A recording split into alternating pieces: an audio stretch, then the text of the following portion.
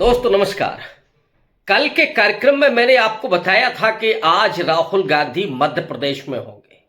भोपाल भोपाल में आज राहुल गांधी ने संगठन सृजन सम्मेलन को संबोधित किया और उसमें पूरे प्रदेश के कार्यकर्ता, जिलाध्यक्ष से लेकर के ब्लॉक स्तर से लेकर के और प्रदेश स्तर के तमाम संगठन के कार्यकर्ता मौजूद थे। मंच पर कमलनाथ से लेकर के जीतू पटवारी तक, यहां संगठन सचिव वेणुगोपाल से लेकर के और भी कई तमाम दिग्गज मौजूद थे।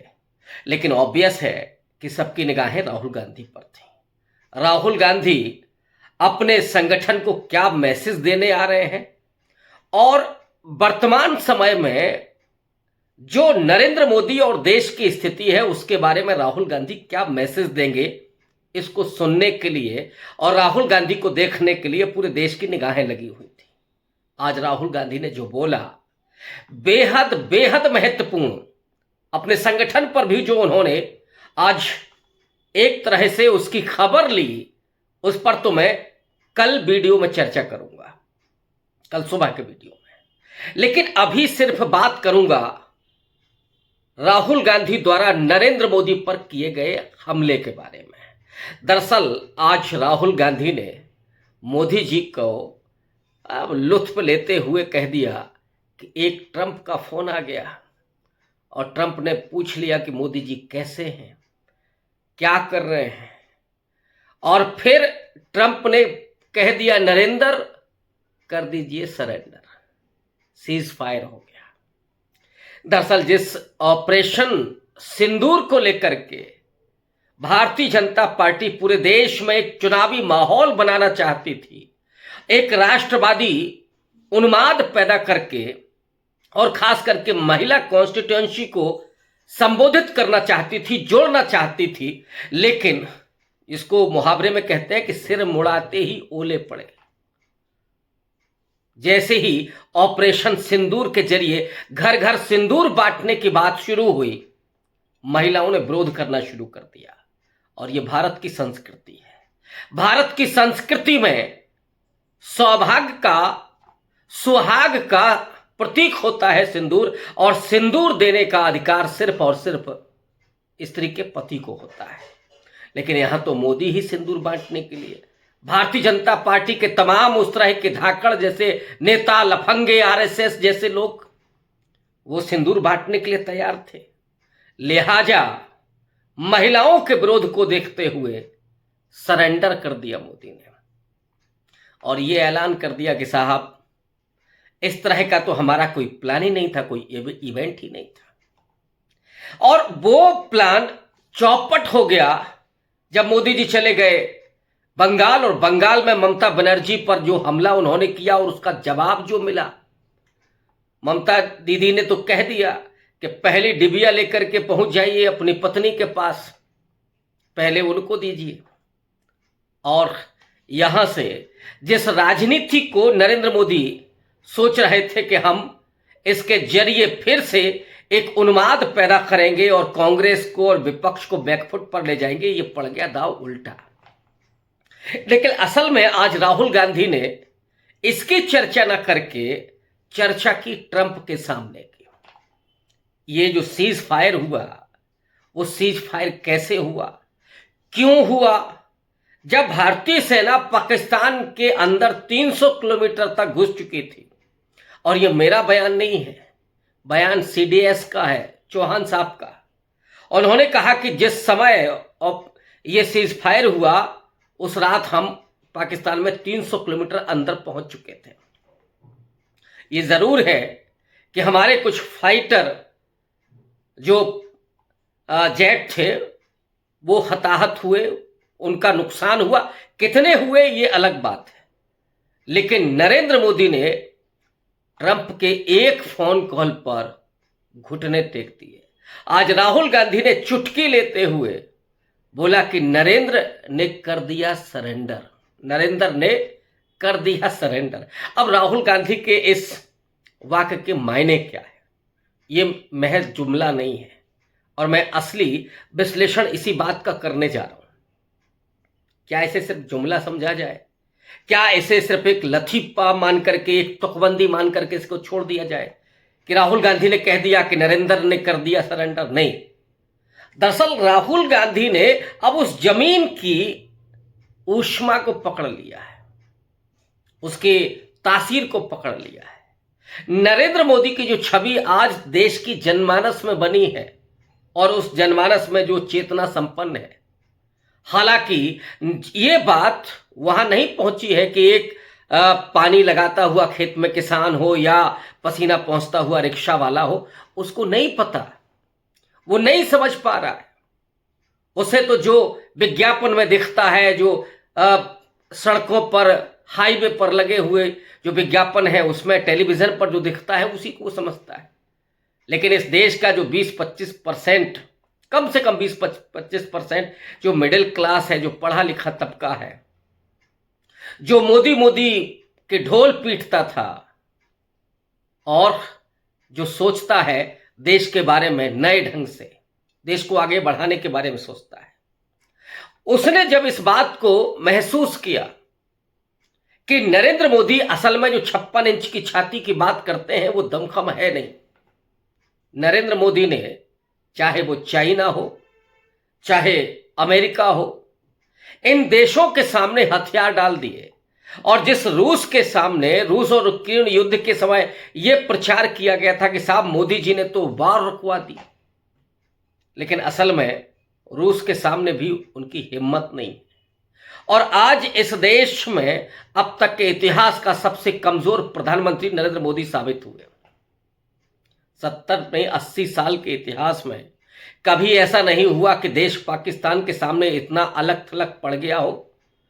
पाकिस्तान के सामने इस देश के ऑपरेशन में, युद्ध के समय कोई भी देश न साथ खड़ा हुआ हो।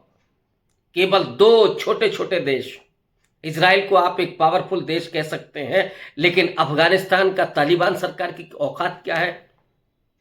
और किसी भी देश ने, ट्रंप जिनके कंधे पर हाथ रख के हाउ डू मोदी और ट्रंप आपकी बात ट्रंप सरकार कहा था, यहां तक कि मेलोनी साहिबा ने भी नरेंद्र मोदी का समर्थन नहीं किया।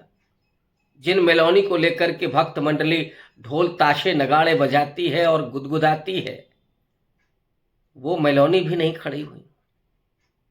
यूरोप का कोई देश नहीं आया, लैटिन अमेरिका का कोई देश नहीं आया, और तो और छोड़ दीजिए, कोई भी पड़ोसी देश भारत के साथ नहीं खड़ा हुआ। अफगानिस्तान को छोड़ के सिर्फ 2 देश खड़े हुए थे। नरेंद्र मोदी ने पूरी विदेश नीति को पलीता लगा दिया। ऐसे में इस देश का जो चेतना संपन्न जो तबका है, वो जान चुका है कि नरेंद्र मोदी हर स्तर पर सरेंडर कर चुके हैं।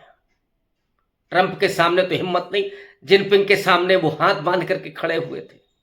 जब चाइना ने भारत पर भारतीय सैनिकों को हताहत किया, उस समय लाल लाल आंख करने की हिम्मत नहीं जुटाई नरेंद्र मोदी ने। तो जो सरेंडर मोदी हैं, वो पूरे देश के सम्मान और स्वाभिमान को दांव पर लगा चुके हैं। राहुल गांधी ने आज उसी बात को ओपनली बोला कि नरेंद्र मोदी ने तो सरेंडर कर दिया। और ये सरेंडर, मोदी को कोई फर्क नहीं पड़ता, लेकिन इस देश को फर्क पड़ता है। इस देश के सम्मान और स्वाभिमान से जुड़ा हुआ ये मुद्दा है। राहुल गांधी बार बार चेताते रहे और अब तो वो घटनाएं भी सामने आ रही हैं कि कैसे इस देश का जो रक्षा तंत्र है वो क्यों लेट लतीफ चल रहा है, इंजन नहीं है। और तेजस कहां था जब भारत की सेना कूच कर रही थी, पाकिस्तान की तरफ ऑपरेशन चला रही थी, उस समय तेजस क्यों नहीं था? और तेजस बनाने का जो ठेका मिल रहा था या और दूसरे, उसका ठेका अनिल अंबानी को दिया जा रहा था, जिनका कोई अनुभव नहीं है इस बारे में। तो नरेंद्र मोदी को सिर्फ और सिर्फ चिंता अंबानी और अडानी की है, या कुछ 2-4 और हैं उनकी चिंता। वो नीरव मोदी से लेकर के मेहुल चोकसी तक वो तो इस देश का माल लेकर के फरार हो गए। अब नरेंद्र मोदी नहीं कहते हैं कि इतना काला धन है। आज की तारीख में जो काला धन बढ़ा है, अभी किसी ने डाटा दिया था कि उस दौर में तो 15-15 लाख ही आ रहा था, अब तो 45-45 लाख खाते में आ सकता है। तो मोदी जी करेंगे क्या? लेकिन असल में नरेंद्र मोदी ने जिस तरीके से घुटने टेके और पाकिस्तान का को जो समर्थन मिला, उससे भारत की इज्जत, भारत का मान और सम्मान दांव पर लग गया। राहुल गांधी ने यह भी कहा आज कि ये जो सरेंडर है, ये सरेंडर कोई पहली बार नहीं है, ये तो पूरी विरासत का हिस्सा है। जब भी इनको डराया धमकाया गया थोड़ा सा, ये सरेंडर कर देते हैं। वो सावरकर का उल्लेख तो नहीं किया, लेकिन इशारा किया कि माफीनामे लिखे गए। सरेंडर तो पूरी परंपरा बन गई है। लेकिन इंदिरा गांधी को याद किया राहुल गांधी ने कि एक इंदिरा जी भी थी जिनके सामने 71 के युद्ध में 7वां बेड़ा खड़ा था, इसी अमेरिका का। और उस समय का जो राष्ट्रपति निक्सन था, उसने धमकाया था इंदिरा गांधी को, ये कहते हुए कि 7वां बेड़ा खड़ा है, अभी और आ जाएंगे। इंदिरा गांधी ने कहा कि तुम्हारा राष्ट्रपति जो कहता है कहने दो, हमें कोई फर्क नहीं पड़ता, और हम जो कर रहे हैं वही करेंगे, हम डरने वाले नहीं हैं अमेरिका से कि अमेरिका ये चाहे कि नहीं हम युद्ध विराम कर लें, युद्ध रोक दें। इंदिरा गांधी ने युद्ध विराम तभी किया जब 90,000 पाकिस्तानी सैनिकों ने घुटने टेक दिए जनरल मानेकशॉ के सामने, और जो दूसरे तमाम हमारे सेनाधिकारी थे। इंदिरा गांधी ने उसका श्रेय नहीं लिया, इसका श्रेय सेना को गया। पाकिस्तान के विभाजन का श्रेय लिया, बांग्लादेश का निर्माण हुआ। वो थी हिम्मत इंदिरा गांधी की कि इंदिरा गांधी ने अमेरिका को दो ठूक जवाब दे दिया, कहा 7वां बेड़ा नहीं 10वां बेड़ा लेकर के आओ, लेकिन हम डरने वाले नहीं हैं, और पाकिस्तान को सबक सिखाया। जो नरेंद्र मोदी बार बार पाकिस्तान के नाम पर सियासत करते हैं, हिंदू मुसलमान के नाम पर सियासत करते हैं, उन्होंने अगर आतंकवादी हमले के बाद पाकिस्तान को सबक सिखाने की ठानी थी, तो फिर साहब एस जयशंकर तो ये भी कह चुके हैं कि हमने पहले ही सेना को बता दिया था। इसका मतलब है कि आप दोनों में अलगाव करते हैं, आप ये मानते हैं कि आतंकवाद अलग है और पाकिस्तान की सेना अलग है। माने आईएसआई तो कुछ करती ही नहीं है आतंकवाद को बढ़ाने में। कूटनीतिक रूप से भी भारत की जो इस समय की विदेश मंत्री हैं, पूरी तरीके से चारों खानोचित साबित हुए हैं, फेल साबित हुए हैं। और नरेंद्र मोदी की हालत तो यह है कि एक ट्रंप के फोन पर वो सरेंडर करते हैं, सीज फायर के लिए तैयार हो जाते हैं, और रोज ट्रंप तमाचे मार रहा है। 1 नहीं 2 नहीं 3 नहीं 11 है 12 है बार ट्रंप इस बात को कह चुके हैं कि हमने धमकाया ट्रेड को लेकर के, और नरेंद्र मोदी और पाकिस्तान दोनों ने सरेंडर करने के लिए हाँ कर दी। राहुल गांधी का ये बार कितना असर करेगा, ये तो वक्त बताएगा। शुक्रिया।